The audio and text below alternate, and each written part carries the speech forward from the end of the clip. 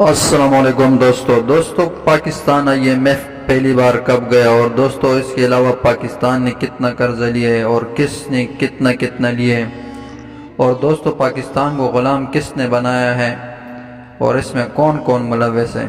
دوستو 8 دسمبر 1958 کو پاکستان پہلی دفعہ IMF کے دروازے پر بھیک مانگنے جا پہنچا، اور اس کے کشکول میں اس وقت $25,000 ڈالے گئے تھے۔ یہ جنرل ایوب خان کا دور تھا۔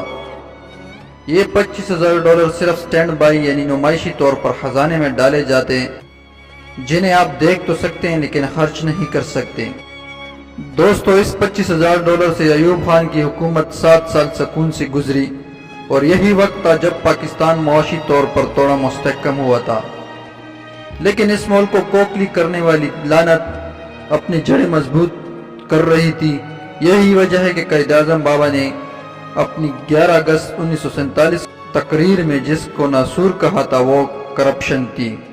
دوستو ایوب خان کے 7 سال انتہائی اطمینان اور سکون سے گزر گئے، لیکن اس کے بعد 1965 کی جنگ ہوئی، جس سے معاشی بدحالی آئی اور پاکستان کو پھر IMF کے دروازے پر کشکول لے کے آگے کھڑا ہونا پڑا۔ ایک بار پھر 16 مارچ 1965 کو $37,500 پاکستان کی کشکول میں ڈالے گئے۔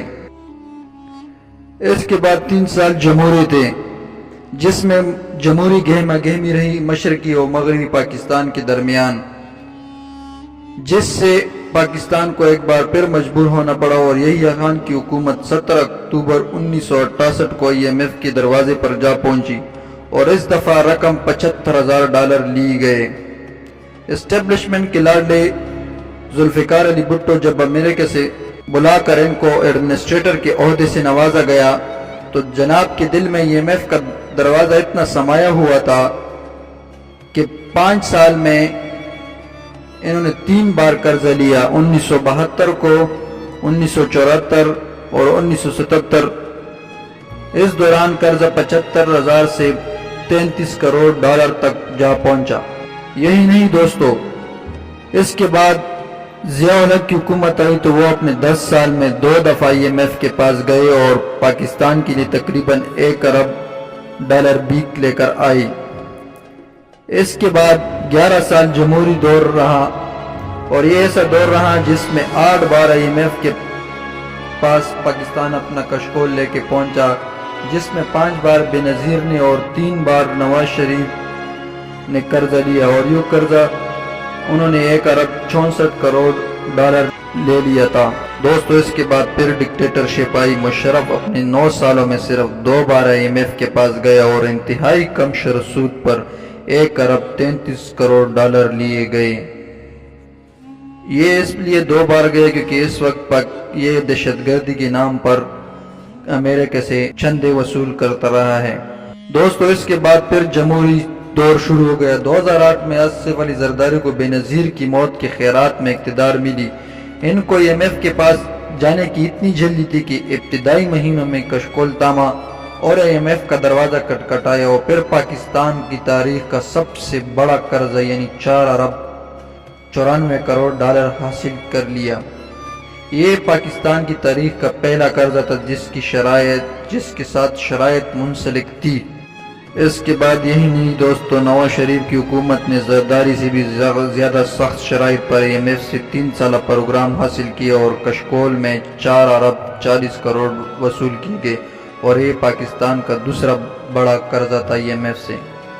اور 2019 میں سب سے زیادہ قرضہ لیا عمران خان کی حکومت نے $1 بلین، جو پاکستان کی تاریخ میں سب سے بڑا قرضہ ہے۔ اور اب شہباز شریف صاحب کی کوشش جاری ہے کہ وہ ان سے بھی زیادہ قرضہ لیں، اور IMF سے بات چل رہی ہے۔ 22 تاریخ کو اس پر فیصلہ ہوگا کہ IMF پاکستان کو قرضہ دے گا یا نہیں، اور پاکستان کب تک غلام رہے گا۔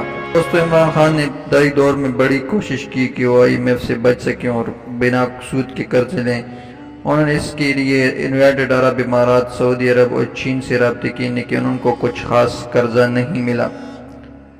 تو عمران خان کو ڈرایا گیا کہ پاکستان ڈوبنے والا ہے، اور عمران خان کو مجبور کیا گیا اسٹیبلشمنٹ نے کہ آپ جا کے قرضہ لیں۔ اور عمران خان جب وہاں پہ قرضہ لینے گئے تو سب سے زیادہ سخت شرائط پہ عمران خان نے IMF سے قرضہ لیا، اور $1 بلین قرضہ لیا، جو پاکستان کی تاریخ میں سب سے زیادہ قرضہ ہے۔ دوستو، ان قریب پاکستان کے حالات بھی سری لنکا جیسے انہوں نے بھی یہی کام کیا تھا، قرضہ لیتے تھے اور عیاشیوں میں خرچ کر دیتے تھے۔ دوستو، IMF تب تک کسی کو قرضہ نہیں دیتا، وہ ان شرائط پہ قرضہ دیتا ہے کہ وہ یہی ہوتی ہیں کہ آپ بجلی مہنگی کر دیں، گیس، یہ سب چیزیں ان کے کنٹرول میں کر دیں۔ دوستو، آپ نے حال ہی میں دیکھا ہے کہ پاکستان نے اسٹیٹ بینک اور ان کی وزارت، وزیر خزانہ کی وزارت، یہ IMF کے بندوں کے حوالے کیے تھے۔ دوستو، اس بات پتہ نہیں کون سی شرائط پہ IMF پاکستان قرضہ دے گا، اور اگر یہ نہ ہوا تو پاکستان کی حالت سری لنکا جیسے ہونے والے ہیں۔ اگلے 5-6 مہینوں میں اگر پاکستان کے حالات کو سنبھالا نہیں گیا اور تمام سیاسی پارٹی یا فوج یہ سب اکٹھے مل کے بیٹھے نہیں اور پاکستان کا کچھ سوچا نہیں، تو پھر کل سری لنکا جیسی ہمارے حالات ہوں گے عنقریب۔ دوستو، یہی نہیں، یہ تو صرف IMF کی بات ہے۔ ایوب خان اور یحییٰ خان کی امریت کے 11 سالوں میں بیرونی قرضہ صرف $5 بلین سے بھی کم تھا، جو 1999 تک آتے آتے $140 ملین تک پہنچ گیا۔ مشرف دور میں اس میں نمایاں کمی آنے لگی اور یہ $35 ارب سے $38 کے درمیان جولنے لگا۔ مشرف رخصت ہوا تو زرداری اور نواز شریف کا سنہری دور واپس آیا، تو اپنے اختتام یعنی 2018 میں پاکستان کا کل بیرونی قرضہ $91 ارب کے قریب جا پہنچا تھا۔ یہ تو بیرونی قرضہ تھا۔ اس ملک کے ساتھ ان 10 سالوں میں ایک اور معاشی کھلواڑ کیا گیا۔ پہلے اپنے منظور نظر افراد کو بینک بیچے گئے، پھر ان بینکوں سے حکومتوں نے دڑا دڑ قرضے حاصل کی جو مہنگے سود پر لیے گئے تھے، جس کا مطلب یہ تھا کہ آپ ورلڈ بینک یا IMF سے اگر 2 یا 3% پر آسان شرائط پر کے ساتھ قرض حاصل کرتے تھے تو انہیں عیاشیوں پر خرچ کر دیتے تھے، مگر اس قرض کو لوٹانے کے لیے آپ 15% شرح سود تک ادا کر کے ملکی اور غیر ملکی بینکوں سے قرض لیتے، اور یوں یہ حکمران ملک کو قرضوں کی محیط اور خطرناک دلدل میں دھکیل لیتے۔ ان حالات کے ساتھ جب پاکستان 2018 میں مسلم لیگ کی حکومت رخصت ہوئی تو یہ جاتے ہوئے اس غریب ملک کو 29,000 ارب روپے کے قرضوں میں جکڑا ہوا چھوڑ چکی تھی۔ یہ قرضہ پاکستان کی کل پیداوار یعنی GDP کا 86% حصہ تھا، یعنی اس ملک کے 22 کروڑ عوام جتنا محنت کر کے غلہ اگاتے، کپڑے اور دیگر مصنوعات بناتے، اس کا 86% اس ملک پر قرض ہے، اور ان 22 کروڑ عوام کے کھاتے میں صرف 14% رہ جاتا ہے۔ دوستو، IMF ملکوں کو صرف ان شرائط پر قرضہ دیتا ہے کہ آپ اس کو موٹرویز اور بلڈنگیں بنانے پر خرچ کر دیں اور عیاشیاں کرنے میں اڑا دیں، اور معاشی کنٹرول ان کے ہاتھ میں ہو، جو چیز مہنگی کرنی ہو وہ مہنگا کر دیں۔ دوستو، اس بار شاید پاکستان کو گوادر اور ایٹمی ہتھیار گروی رکھنا پڑیں گے اگر فوری اقدامات نہ کیے گئے۔